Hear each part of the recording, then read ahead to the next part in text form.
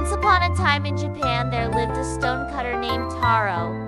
Every day, Taro walked to the mountains with his hammer and chisel. He worked from sunrise to sunset, cutting stones for houses, temples, and roads, though he lived in a tiny hut and ate simple food. Taro was healthy, strong, and honest. But one day everything changed. While cutting stones near a grand mansion, Taro saw a rich merchant pass by in a golden carriage. Servants held umbrellas to shade him, people bowed and cleared the path. Taro sighed. How lucky he is, so rich, so powerful. I wish I were a merchant. Suddenly a wind blew through the mountains and a voice whispered, "Your wish is granted." In a flash, Taro became the wealthy merchant. He wore silk robes, rode in a golden carriage, and had bags full of coins. People bowed as he passed, but soon the sun rose high and hot. Taro began to sweat in his thick robes. The heat burned his skin. He looked up and grumbled, "Even a rich merchant cannot stop the sun. The sun is more powerful. I wish I were the sun." The voice returned, "Your wish is granted now." Taro was the mighty sun shining down on the world.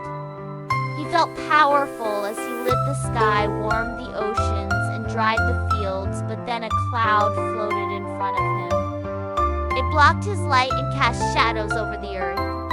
"What a cloud can stop the sun," cried Taro. "Then the cloud is stronger. I wish I were a cloud." The voice whispered again, "Your wish is granted now." Taro was a dark, heavy cloud floating through the sky. He rained over mountains and poured onto rivers. Farmers cheered, rivers grew wide. But then he hit something he couldn't move, a huge, tall mountain.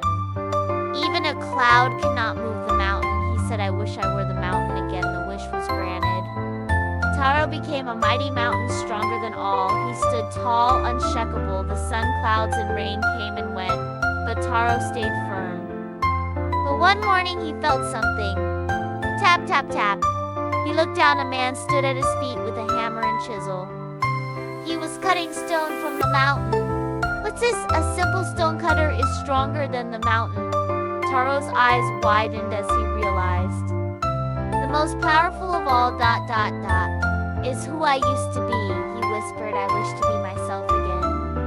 The wind blew gently and the voice said, "Your wish is granted." Taro opened his eyes.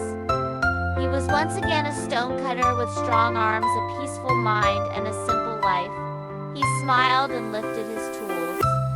From that day on, Taro never wished to be anyone else. He sang while he worked and said to himself, "I am enough," and so children in the village would say, "The happiest person is not the strongest or the richest, but the one who loves who they are."